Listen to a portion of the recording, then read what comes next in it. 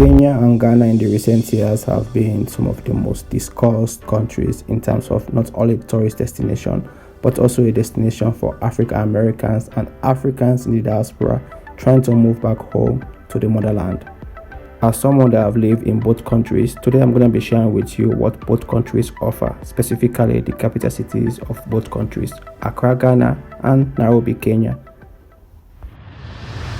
Now, before visiting any country, whether for work, pleasure, or you are planning to move to that country permanently, of course, there are certain things you need to check out for, like how developed is that country, the social life, the infrastructure, and many more. And that's exactly what we're going to be talking about today in this video between these two countries, Ghana and Kenya, specifically the capital cities of both countries, Accra, Ghana, and Nairobi, Kenya. So without wasting much of your time, let's jump right into it. But before we jump right into it, I would also appreciate if you subscribe to this channel, as I'm going to be bringing similar content like this on this channel. Yeah, let's go. Starting with infrastructure wise, I will give it to Nairobi, Kenya. I mean, there's no debate about that. If you have been to both cities, you will say it, and you will even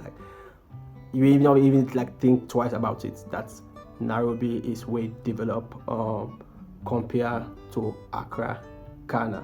And when I say infrastructure, I don't mean like every area, but most areas Nairobi, Kenya is leading. For example, the roads in Nairobi, Kenya are way smoother. I mean, the major roads in Nairobi, you can get to your destination as smooth as the road is without even you having hold up on the way. I think the only thing that can hold you on the way is the traffic, but in terms of these potholes and all of the kind of things, no, Nairobi is way developed. The roads are really good compared to Accra, Ghana. Accra, Ghana, let's say for example, you wanna drive from Tema to Accra. If it's rainy season, you're gonna be exhausted with the potholes, like the rain in the potholes and all of that. If it's dry season, before you get to Accra, you're already ready with dust. That road is so dusty, it's really exhausting navigating within Accra because of the bad road network. So I'll give it to Kenya in terms of road. That's just road. Now let's talk about energy, electricity to be specific. In terms of electricity, I think Accra, Ghana is leading. You can compare Nairobi to Accra, Ghana in terms of electricity, because in Accra or in Ghana, it's very rare for you to see a general light out or a general blackout. I mean, they also take lights, but in some areas, and it doesn't take 24 hours without electricity. That's very rare. It's very rare to experience that in Ghana. On the other hand, Kenya, you experience that, especially most recently, where you see a general blackout. The whole of Nairobi will be dark, and people will be complaining at the airport. You get to the airport, there is no electricity.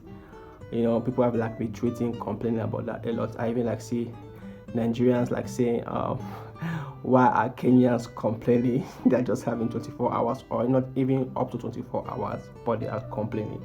They are having more than that. But anyway, today is not about Nigeria or whatsoever. Today is Ghana and Kenya. So electricity, I will give it to Accra, Ghana. Accra, Ghana is leading in terms of electricity.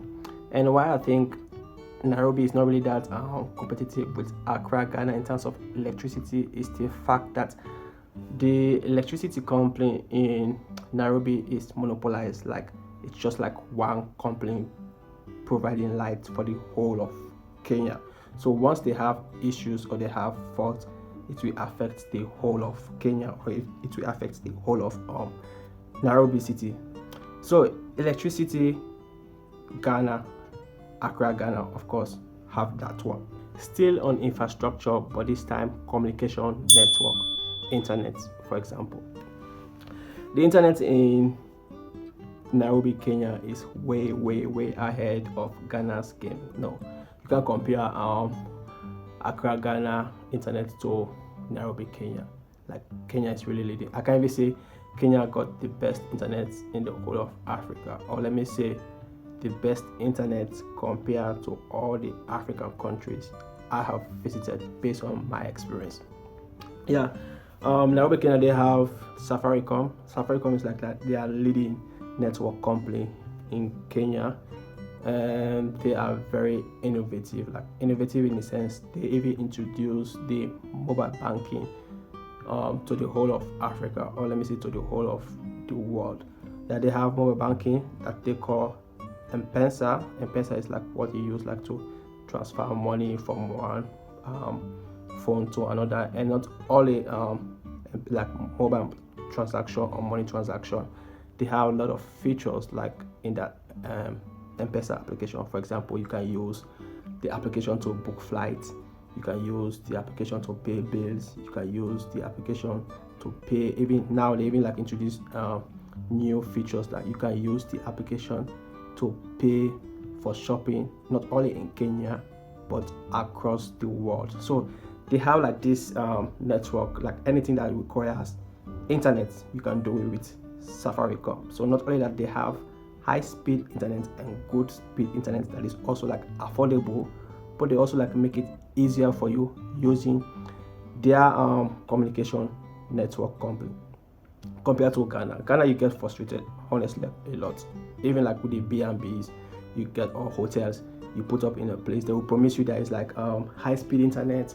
Only for you to get there, you can even like browse, come on something with your phone. Yeah, and that's really like also like make the hospitality in Accra, Ghana somehow not really satisfying compared to Nairobi, Kenya.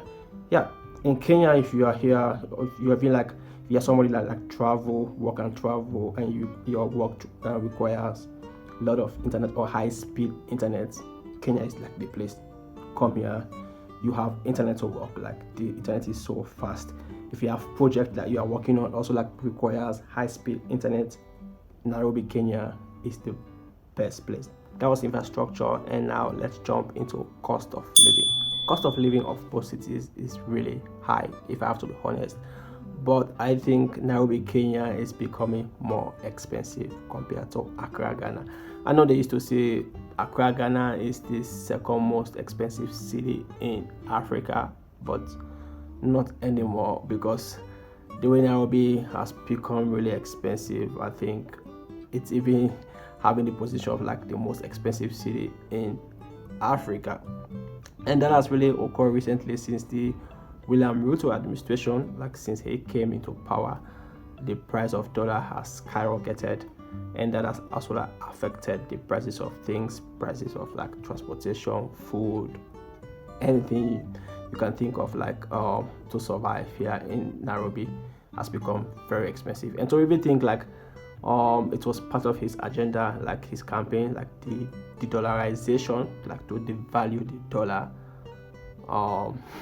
only for him to come to power, and it's quite the opposite. Now the price of dollar has become really high, and yeah, it has become very expensive to live in Nairobi. I know Accra has also like been facing a lot of crises, so I'm not saying they are better or they are like affordable. I'm just saying Nairobi, Kenya is getting worse, or Nairobi, Kenya is even worse now, because Accra, Ghana has also like been protesting against increase in fuel prices, increase in other prices. They're also like protesting against the bank governor. They were protesting against the current administration, Nana Akufo-Addo's administration, and all of that. So it's like both countries or both cities are like facing kind of like same crisis, but just that one is worse compared to the other one in terms of cost of living. So if you are like planning to like move to any of the country, just know Nairobi, Kenya is becoming more expensive. And it's really becoming expensive because of like in my honest opinion, Nairobi, Kenya is becoming more colonized, because you are seeing a lot of white people like moving here, and when they move here, it's very affordable to them because the exchange rate If they bring in dollar, of course, it's next to nothing to these shillings. So they afford to live here than the average Kenyan. That's one of the reasons. Second reason is like the president is going about taking more loans from World Bank and IMF, and this is what happens like when you take loans from IMF. You increase school fees, prices, you cut subsidies, and also like people lose their job. So yeah, if you're planning to move to Nairobi is becoming expensive. Nairobi is expensive compared to Accra, Ghana. Like this is not just Google research, like where you say, oh, the expensive city in Africa, or the second most expensive city in Africa, they will give you Accra, Ghana. This is based on experience, and I'm speaking like because I've lived in both cities for a very long time, not just like visiting for 1 month or 2 weeks and leaving. No, I've lived in both places for quite a long time, and I'm telling you, Nairobi is becoming expensive or has become expensive. Nairobi is really developed, it's really way advanced compared to other African countries. Like whatever you want, you can get it in Nairobi. Social life, the infrastructure, the malls are like way advanced, but just that it's too expensive. It's too expensive for the citizens of Nairobi or the citizens of Kenyans. That's why you see a lot of white people are having their best life in Nairobi. Like they are even dominating all these sectors in terms of tourism sector, whatever you think, business and all of that. Foreigners are really doing very well compared to the natives. Nairobi is really becoming kind of like South Africa, where like the white people are dominating, and that's because it's becoming expensive for the citizens to really live. And like I said earlier, if you are bringing in dollar, of course it's affordable, and even in terms of like business, the way like things are becoming expensive, it's very unaffordable for citizens to invest in business. So like foreigners are now coming in, and what are they doing? They are bringing the business and employ the citizens. They are working for them, and now they are even like putting most of like the places of interest on sale, like the KICC. They are selling it, like they're like trying to like privatize most of like the sectors in Kenya. The current president is selling most of the government-owned things to private owners. So just imagine how things are gonna be like expensive, because like when these private like people like own these things, they set their prices, they set their standards. It's either like you pay their prices or that's it. So yeah, Nairobi is really advanced, developed. There's everything there, but just that it's way expensive. So if you're an African trying to move from another African country to Nairobi, you have to really rethink it or reconsider it. But if you are moving from abroad, you want to like move home, like move to Africa, Nairobi is the place, because of course you're gonna like also like get prepared, and also like the exchange rate is gonna like also favor you, because we bring 50,000. Of course 50,000 is a lot of money in Kenyan shillings. You can start up like a business, but like an average Kenyan can't even like think of having that money in his account or all of that. Yeah, Nairobi is becoming more colonized, and it's really scary, and I think Nairobi or Kenyans need to like really do something about that. I'm giving my honest opinion. Now let's talk about housing in both countries is really expensive, if I have to be honest, but I would prefer the condition or the system in Nairobi compared to Accra, Ghana. Why? In Nairobi you can get an apartment or a flat and get in, pay for the month you are getting in, and also maybe 1 more month caution fees, for example. But in Accra, Ghana, you have to pay for either 1 year or 2 years advance. So let's assume the apartment or the flat is like 200 euros or 500 euros. You have to pay for 1 year, 12 months or 24 months before you get into that apartment. Let's assume you don't have that money currently. You're somebody that live on salaries, all of that. Means you're not going to get an apartment. So that's why I would prefer the rental system in Nairobi compared to Ghana. Yeah, you can get in if you have, like, for example, you are moving here or you are moving to Nairobi for work. You can get in, pay for the month, Next month you get your salary, you continue paying. But in Accra, no, you have to pay for 1 year, 2 years ahead before you get the apartment, and that really make apartments not that affordable for people to, live in Accra. Of course, not everybody have that money of like paying for 1 year, 2 years ahead. I think now it's even more 2 years, because earlier they were like 1 year, but now they have even like increased it to 2 years. Like, so you have to have a 2 years rent before you have an apartment in Accra. That's really difficult. So that's why I would choose Nairobi to Accra, Ghana. So if you are planning to like move to one of these countries, like Nairobi is like really the best place. And not only that, the housing, also like the hospitality in Nairobi is way preferable, like in terms of amenities, in terms of like your landlord, the way they treat you is way better compared to Accra. Honestly, I'm telling you this, like the hospitality in Ghana is not it's not good compared to the hospitality in Nairobi, Kenya. So I would recommend Nairobi, Kenya 100% in terms of housing. Now let's talk about the people. How welcoming are the people in both countries, Accra, Ghana and Nairobi, Kenya? Let's start with Accra, Ghana. I think the people in Accra, Ghana are more reserved. I don't know if it's a culture or whatsoever, but like Ghanaians naturally take their time to mingle or open to people, especially if you are their fellow African. Like they have like this profiling kind of vibe. Like they have to profile you first. They have to like know who you are, your background, to make sure you really want their friendship or whatsoever. Like I always say, like to them, if you're a foreigner, you have to be from the West. You have to be from America or UK, this kind of like vibe. So they have like this kind of like vibe they give to you if you're like a fellow African. I'm speaking on personal experience and all of that. Yeah, they are more reserved. They just like make friendship or that open to people.